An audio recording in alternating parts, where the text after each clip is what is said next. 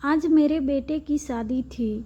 मैं बहुत खुश थी। हर माँ का सपना होता है कि उसके बेटे का शादी हो, घर में बहू आए और घर खुशियों से भर जाए। खैर, अब तो मेरे बूढ़ी हड्डियों में इतनी भी जान नहीं बची थी कि मैं घर की कामकाज करती। इसलिए मैंने अपने बेटे के लिए सुंदर सी प्यारी सी लड़की देखी थी। सोने पर सुहागा यह हुआ कि वो अपने साथ ढेर सारा दहेज लेकर आई थी, अगर साथ में एक नौकरानी भी लेकर आई थी। पहले तो मुझे आश्चर्य हुआ और थोड़ा अजीब भी लगा कि बहू नौकरानी लेकर क्यों आई है, जबकि काम के लिए मैं भी नौकरानी रख सकती हूँ। लेकिन मुझे नौकरानियों के काम पसंद ही नहीं आते थे। मैंने मन ही मन सोचा कि 1-2 हफ्ता यहाँ रह ले, फिर उसको भेज दूँगी। लेकिन जैसे जैसे समय बीतता गया, सोनी इस घर में अपनी जगह बनाती गई। ना जाने क्या था जो मुझे उसकी तरफ खींचता था। मुझे उससे बड़ा लगाव हो गया था। जहाँ तक मेरे बहू की बात है, तो मैंने उसे पहली बार पार्लर में देखा था, जहाँ मैं अपनी भतीजी के साथ गई थी। वरना मैं पार्लर के चक्कर में नहीं पड़ती। लेकिन जब मैं पार्लर वाली लड़की को देखा तो वो मुझे बहुत अच्छी लगी। उसकी माँ भी उसकी साथ ही होती थी। बातों बातों में मैंने उनसे रिश्ते की बात कर ली और यह सिलसिला निकल पड़ा। अब मैं अपने फैसले से संतुष्ट थी। मेरी बहू रूबी बहुत अच्छी थी और काम वाली सोनी भी। बहू के साथ जो नौकरानी आई थी, सोनी हर समय घूंघट में ही रहती थी। ये बात बहुत अजीब थी। खैर, मैं खामोश ही रहती। मैं अपने किचन का काम किसी को करने नहीं देती। वो लड़की यहाँ भी मुझे मात दे गई। वो बहुत ही स्वादिष्ट खाना बनाती थी। मैंने उसे दिल से खाना बनाने का काम सौंप दिया था।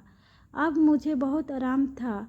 वह लड़की न सिर्फ घर का काम किया करती, बल्कि मेरी भी इतनी सेवा करती कि मैं हैरान हो जाती। लेकिन आज तक मैंने उसका चेहरा नहीं देखा था, क्योंकि वह हर वक्त घूंघट में ही रहती थी। मैंने कई बार समझाया था, कम से कम घर में तो घूंघट उतार दो। यहाँ होता ही कौन था, हम सास बहू ही होते थे।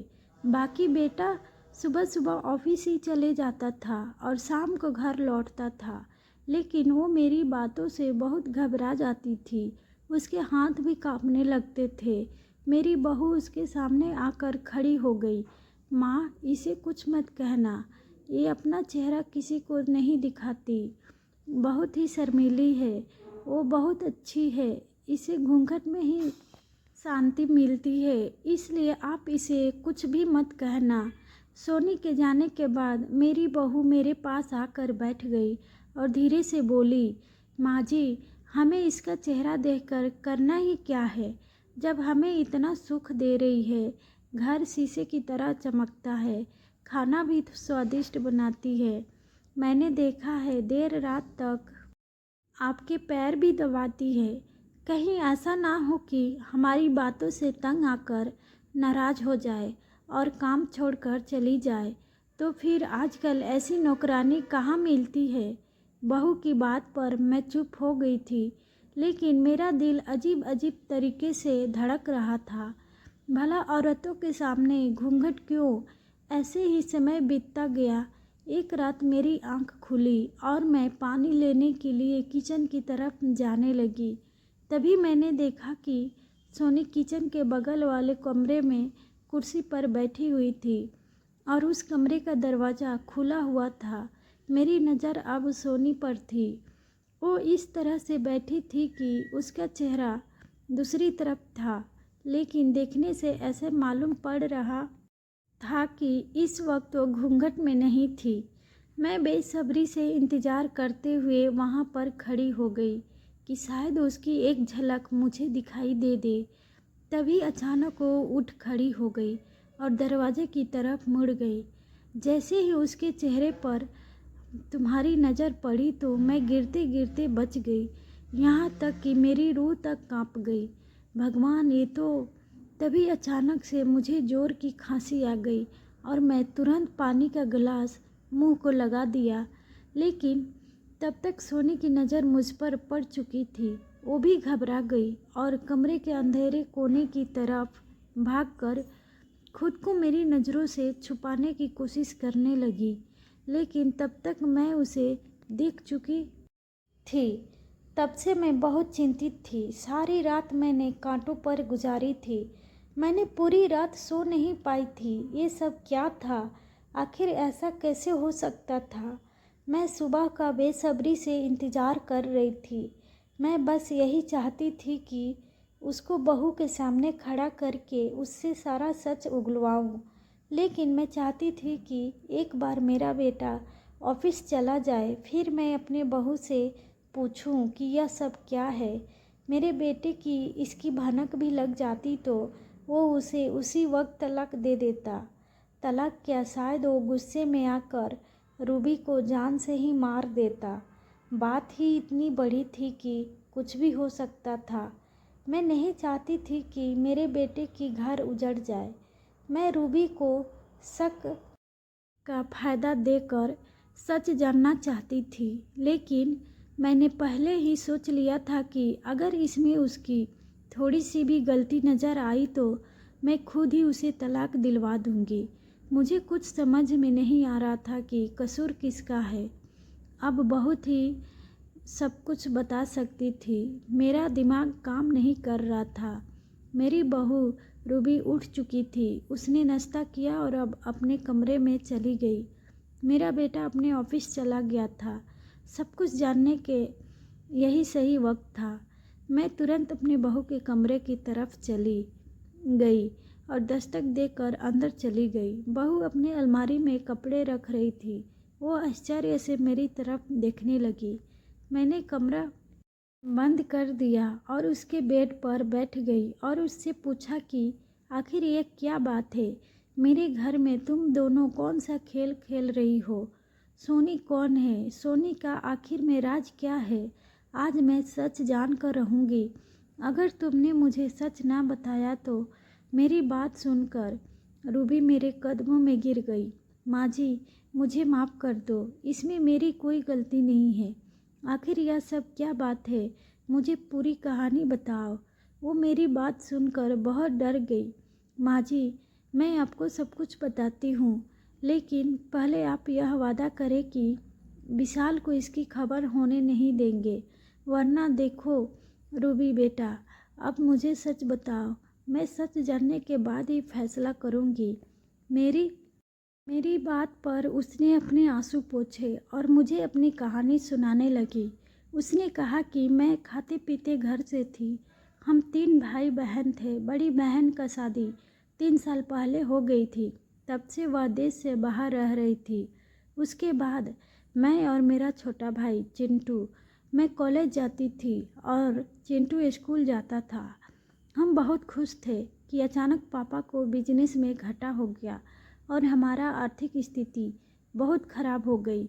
मेरा कॉलेज छूट गया और फीस ना भरने की वजह से चिंटू को स्कूल से निकाल दिया गया।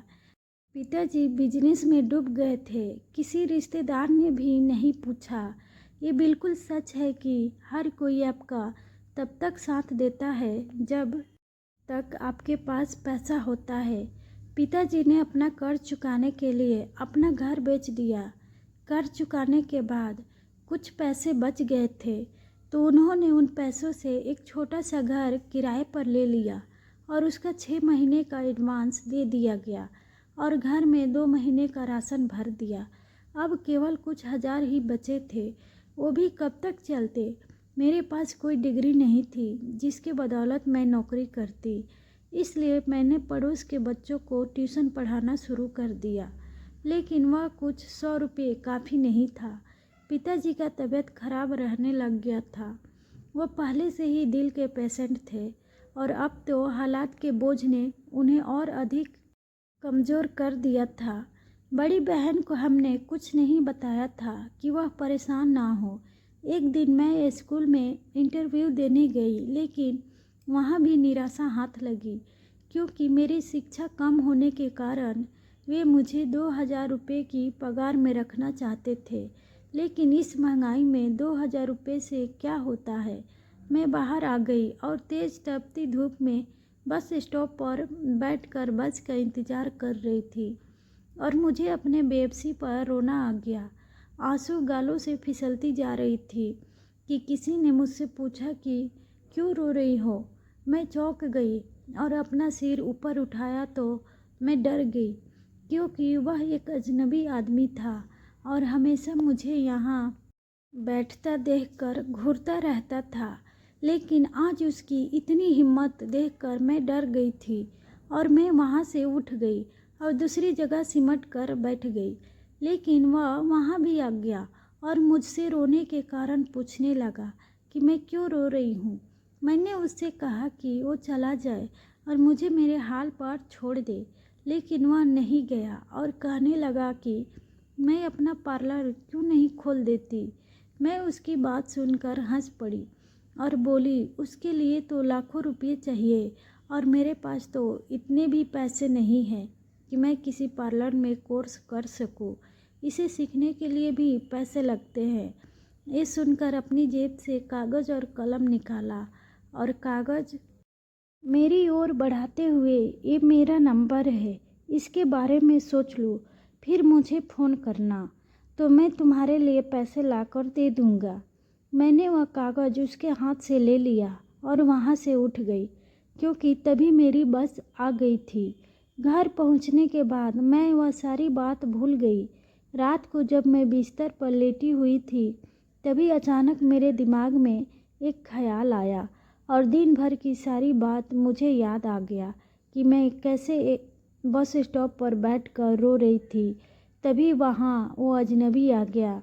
मैं सोच ही रही थी कि उसके पास इतना पैसा कहाँ से आया होगा जो वो मुझे देने के लिए तैयार हो गया था, और अगर उसके पास है भी तो मुझे क्यों देना चाहता है। आजकल तो कोई किसी को उधार भी नहीं देता। मुझे उसकी बातों पर यकीन तो नहीं हुआ था, लेकिन फिर ना जाने क्या सोचकर मैंने अपने पर्स से वह पर्ची निकाली जिसमें उसने अपना नंबर लिखा था, और मैंने उसका नंबर अपने मोबाइल में अजनबी मददगार के नाम से सेव किया और सो गई। इस घटना को कई दिन बीत चुके थे। घर में 2 वक्त का खाना भी मिलना मुश्किल हो गया था और अब तो वो ट्यूशन भी छूट गई थी। मैं और माँ चिंटू के स्कूल के लेकर बहुत चिंतित थे। कई महीने हो गए थे वह घर पर उदास रहता था। बैठे बैठे अपना स्कूल बैग खोलकर किताबें बिखरता हुआ घंटे उसे देखता रहता था। उसके स्कूल का बहुत खर्च हो रहा था। उस दिन मैं अपने दोस्त के घर ये बात करने गई कि वो मुझे अच्छे वेतन पर किसी स्कूल में नौकरी लगवा दे, किसी से बात करके। मैं वहाँ से लौट आई तो रास्ते में एक ब्यूटी पार्लर था। उसे देखकर उस अजनबी की बात याद आ गई। मैं अंदर चली गई और कहा कि मैं सीखना चाहती हूँ। पार्लर की मालकिनी ने कहा कि इस कोर्स के लिए 1 लाख रुपये लेती है। अगर एक कोर्स 1 साल का है जिसमें वह मुझे सब कुछ सिखा देगी। ये सुनकर निराश होकर वहाँ से ये कहकर चली आई थी, कुछ दिन बाद आपको बताती हूँ।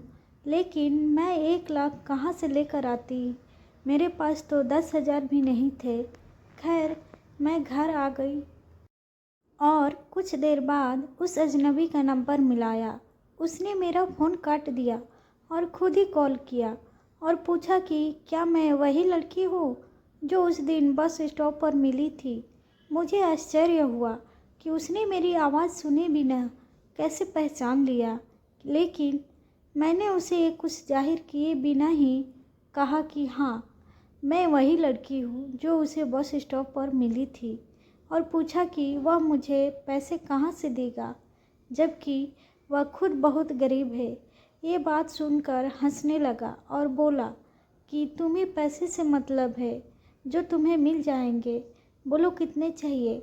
मैंने कहा कि मुझे पार्लर का कोर्स करने के लिए 1 लाख रुपये चाहिए और यह पैसे मैं उसे वापस कर दूंगी। उसने मुझे उसी बस स्टॉप पर बुलाया और मैं तैयार हो गई। अगले दिन जब मैं वहाँ पहुँची तो वह पहले से ही मौजूद था। उसने मेरे हाथ में लिफाफा दिया और वह वहाँ से चुपचाप चला गया। मैंने वह लिफाफा पर्स में रख लिया और घर वापस आ गई। कमरे में आकर दरवाज़ा बंद करके मैंने लिफाफा खोला तो मैंने आश्चर्य से चकित हो गई। मैंने देखा कि उस लिफाफे में 2 लाख रुपए पड़े हैं। मैंने उसे तुरंत कॉल किया और पूछा कि मुझे तो 1 लाख रुपए की ज़रूरत थी, तुमने मुझे 2 लाख रुपए क्यों दिए? तो वो बोला कि 1 लाख पार्लर में दोगी और 1 लाख रुपयों में तब तक अपना धीरे धीरे खर्चा चला लेना। मैंने उसे धन्यवाद दिया और जोश में आकर उससे वादा कर लिया कि ज़िंदगी में अगर कभी तुम्हें किसी मदद की ज़रूरत पड़ी तो मैं ज़रूर करूँगी। वो मुझे अपनी बहन समझे, लेकिन मुझे नहीं मालूम था कि मैंने बिना जाने कितनी बड़ी गलती कर दी है। मैंने फ़ोन रख दिया। अगले दिन पार्लर में मैंने पैसे जमा कर दिए और पार्लर ज्वाइन कर लिया। दिन ऐसे ही बीत रहे थे। मैंने बहुत कुछ सीख लिया था और चिंटू को स्कूल में दाखिल कर दिया था। इसी तरह साल पूरा हो गया। पार्लर से मुझे सर्टिफिकेट भी मिल गया। अब मैं अपना पार्लर खोलना चाहती थी। मैं अजनबी मददगार को एक बार फिर फ़ोन किया और बताया कि मेरा कोर्स पूरा हो गया है, तो उसने मुझे फिर से उसी जगह पर आने के लिए कहा। जब मैं वहाँ गई तो उसने मुझे लिफाफा दिया और कहा कि मेरे साथ चलो। मेरे कुछ समझ में नहीं आ रहा था, तो उसने कहा कि मैं तुम्हारे लिए एक पार्लर देखा है जो किराए पर मिल रहा है। मैं उसके साथ चली गई और सारी बात पक्की कर ली और घर वापस आ गई। दूसरे दिन से पार्लर में बैठ गई और पार्लर ओपन का बोर्ड लगा दिया। अपनी मदद के लिए एक लड़की भी रख ली। पार्लर खूब चल रहा था, जिसकी वजह से घर के हालात भी ठीक होने लगे थे। मैं तो उसे फरिश्ता समझने लगी थी और दिन रात उसे ही आशीर्वाद देने लगी। पार्लर में दिन ब दिन औरतों की भीड़ लगने लगी थी। उनमें से एक आप भी थी। आपने मुझे पसंद किया और मुझे अपनी बहू बना लिया। मेरी शादी की तैयारी हो रही थी। एक दिन वही मददगार अजनबी मेरे पास आया और कहने लगा कि वो मुझे कुछ चाहता है। मैंने कहा कि मैं उसके सारे पैसे लौटा दूंगी, वो कुछ समय दे। उसने कहा कि उसे पैसे नहीं चाहिए, उसे मदद चाहिए। तभी उसने मेरी ही नादानी में किया हुआ वादा याद दिलाया, जो मैंने उसे 2 लाख रुपयों के बदले में किया था। अब वो ना जाने मुझे क्या पूछेगा। ये सोचकर मैं बहुत चिंतित हो गई, लेकिन मैंने भारी मन से कहा कि मांगो, क्या मांगते हो। लेकिन उसकी बात सुनकर मेरे औसान ही गिर गए। उसने मुझसे कहा कि तुम मुझे अपने साथ दहेज में लेकर जाओगी। मैं हैरान हो गई, लेकिन ऐसा कैसे हो सकता है। तो वो बोला कि मैं तुम्हें बताता हूँ, तुम मुझे काम वाली बनाकर अपने साथ लेकर जाओगी। मैं हर समय अपने आप को घूंघट में ढक कर रखूँगा। किसी को पता भी नहीं चलेगा कि मैं लड़की नहीं लड़का हूँ। उसकी बातें सुनकर मुझे गुस्सा आ रहा था। तभी मैं चिल्लाई, मैं यह सब क्यों करूँगी। मैं मानती हूँ कि तुम मेरे मददगार हो, मैं तुम्हारी एहसानमंद हूँ, लेकिन मैं अपने होने वाले पति को इतना बड़ा धोखा नहीं दे सकती। मैं किसी गैर मर्द को अपने घर लेकर क्यों जाऊँ। मुझे क्या मालूम है कि तुम किस इरादे से, किस नीयत से चलना चाहते हो। मैं ऐसा नहीं करूँगी। मैं पलटकर अपने तिजोरी का लॉक खोला। वो नोटों से भरा पड़ा था। मैंने पहले ही 2 लाख रुपए करके एक लिफाफे में भर कर रख दिया था कि न जाने कब मेरे मददगार को इस पैसे की ज़रूरत पड़ जाए। मैं वो लिफाफा उसकी ओर बढ़ाया और कहा कि इसे गिन लो, इसमें पूरे 2 लाख रुपए है। इसे लो और यहाँ से चले जाओ। आज से तुम्हारा और मेरा रिश्ता ख़त्म। वो मेरी बात सुनकर एकदम मेरे पैरों में गिर पड़ा और रोने लगा। मैं डर गई और पीछे हट गई। वो बहुत रो रहा था। उसने मेरे सामने अपने हाथ बांध कर रखे हुए थे। वो ऐसे रो रहा था मानो एक छोटा बच्चा भीड़ में अपनी माँ से अलग होने के बाद भयभीत हो गया हो, रो रहा हो, घबरा गया हो। उसकी हालत देखकर मेरा दिल बैठ गया। मैं भी उसके पास ज़मीन पर बैठ गई। मोहन भाई, क्या बात है? आपको क्या हो गया है? मेरी बात सुनकर उसने मेरी ओर आशा भरी नज़रों से देखा और फिर उसने हाथ जोड़कर कहा कि रूबी, मुझे मेरी माँ से मिला दो। कौन सी माँ? मैं आश्चर्यचकित हो गई थी। उसने कहा कि तुम्हारी होने वाली माँ सास मेरी माँ है। मैं अपनी माँ का सेवा करना चाहता हूँ। मुझे तुम अपने साथ ले चलो। मेरी इच्छा पूरी हो जाने दो। उसकी बात सुनकर मुझे झटका सा लगा। ऐसा कैसे हो सकता है कि वह मेरे पति का भाई था?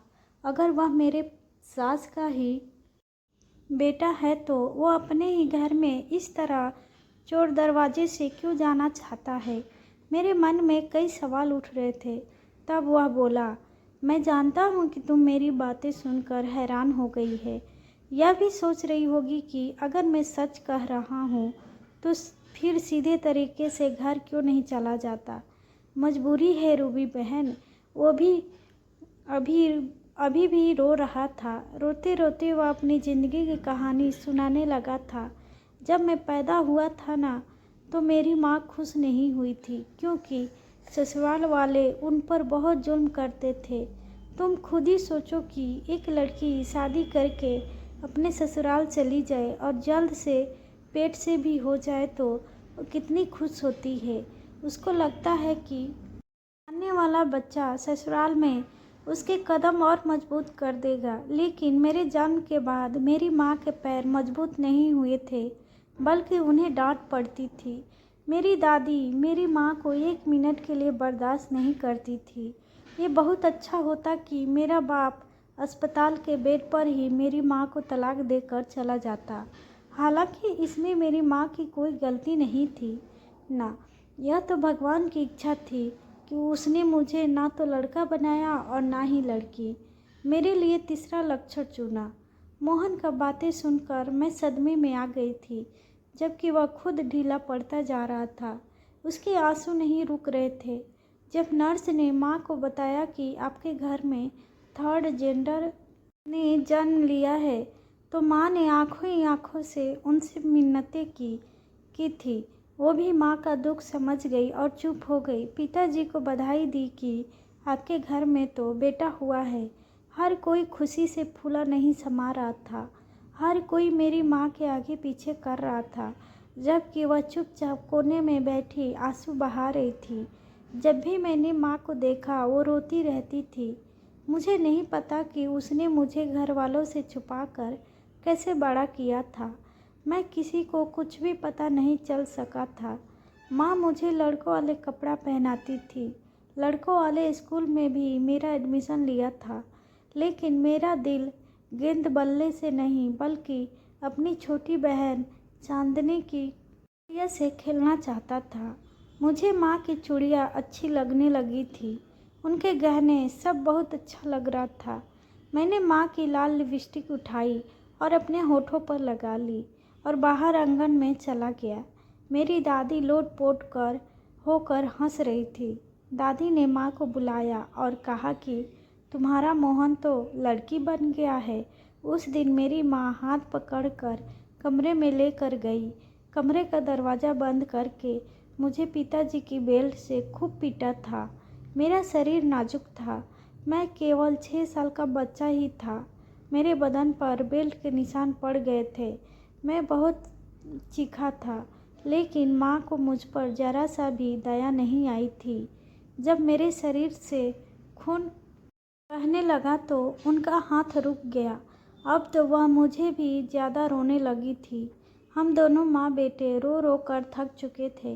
तभी दादी ने दरवाज़ा खटखटाया, लेकिन माँ ने दरवाज़ा नहीं खोला। वो अपना सिर दीवार में मार मार कर लहूलुहान हो चुकी थी। हम दोनों को अस्पताल ले जाया गया। वो मेरे लिए तड़प रही थी और मैं अपनी माँ के लिए तड़प रहा था।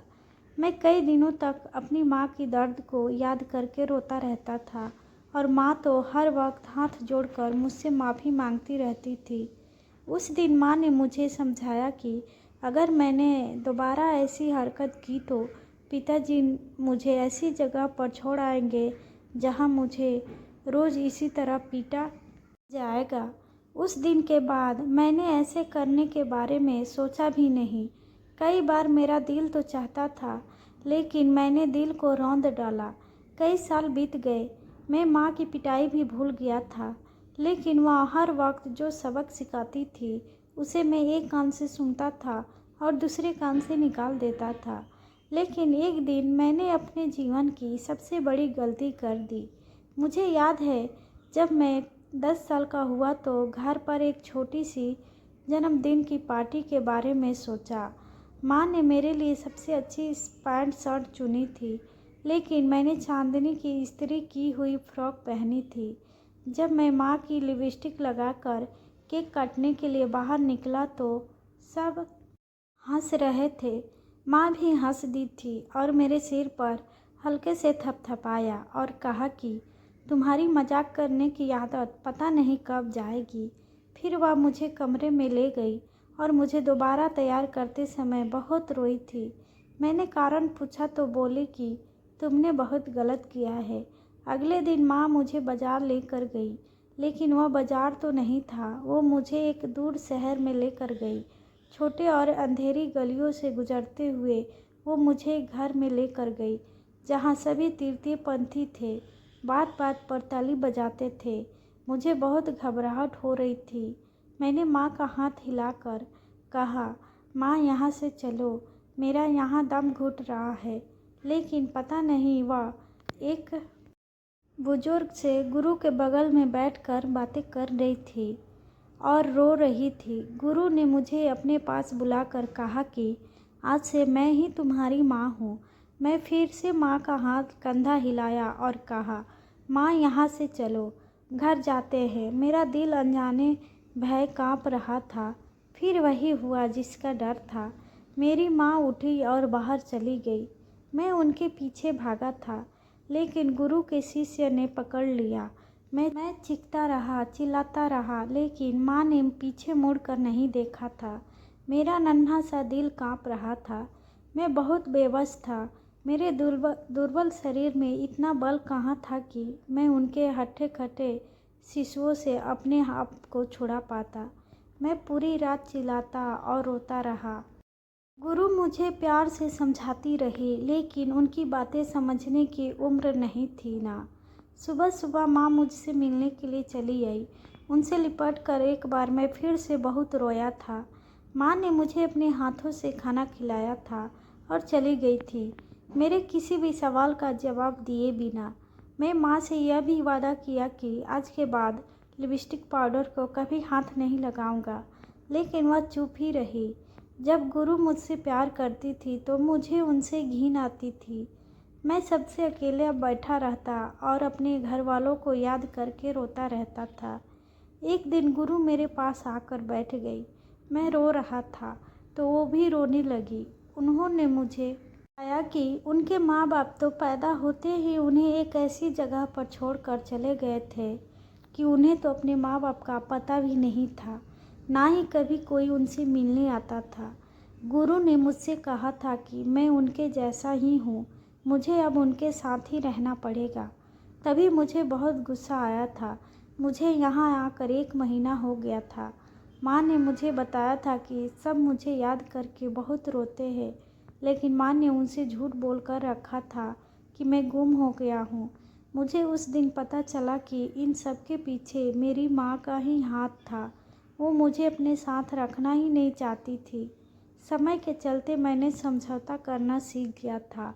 अब मुझे माँ से डर लगता था, उन्हें मनाने की कोशिश करता था। गुरु ने मुझे डांस सिखाने को कहा तो मैं तुरंत तैयार हो गया। अब मैं माँ से बहुत सारा मेकअप करके मिलता था ताकि वह मुझे गुस्से में आकर घर लेकर चले, लेकिन माँ का दिल नहीं पिघला। गुरु ने मेरी कला को तराश कर मुझे हीरा बना दिया था। अब मैं पूरी तरह से तैयार हो गया था। अगर मेरी माँ मुझसे मिलने आती थी तो मैं उनसे नहीं मिलता था। सारे शहर में मेरे चर्चे होने लगे थे। मैं अब जवान हो गया था और बहुत सुंदर भी। मैंने बहुत सारा पैसा कमाया। अब मेरे गुरु बहुत कमज़ोर हो गई थी। मैं पूरे दिन उनकी सेवा करता, उनके लिए हर सुख सुविधा की व्यवस्था की। गुरुजी मुझे हर वक्त दुआएं देते रहते थे। एक दिन उन्होंने मुझे अपने पास बैठाया और कहा कि मैं चाहता हूँ कि यह सब छोड़कर अब तुम एक आम जिंदगी जियो। इतना ही कहकर उन्होंने मेरे हाथों में दम तोड़ दिया। उन्होंने मुझे एक आदमी से मिलने के लिए कहा था और उसका पता भी दिया था। अब यही मेरे गुरुजी की अंतिम इच्छा थी। ना चाहते हुए भी मुझे उस पत्ते पर जाना पड़ा। अब मैं अपना पेट पालने के लिए मजदूरी करने लगा, डांस वगैरह सब छोड़ दिया। अब मुझे हर दिन इस तरह के आँखों और लोगों का सामना करना पड़ता था, ये मैं ही जानता था। तब मुझे मेरी माँ की मजबूरी समझ में आई। मेरी माँ आखिर क्या कर लेती, उसकी बेटी भी जवान हो रही थी। फिर भला कोई तृतीय पंथी के बहन से कौन शादी करता। मैंने अपना सारा पैसा बचा कर रखा था ताकि किसी ज़रूरतमंद को मदद कर सकूं। तो मुझे ज़रूरतमंद लगी, इसलिए मैंने तुम्हें सब कुछ दे दिया। मैंने अपनी माँ से मिलने के लिए बेताब था। मैं उनकी सेवा करके भगवान को प्रसन्न करना चाहता था। एक दिन जब मैं तुमसे मिलने पार्लर आया तो वहाँ मैं अपनी माँ को देख लिया। फिर पता चला कि वह अपने बेटे की शादी मेरी भाई से शादी करवाना चाहती है। तभी तो मैं तुम्हारे पास चला आया। मोहन पूरी बात सुनाकर रो पड़ा था।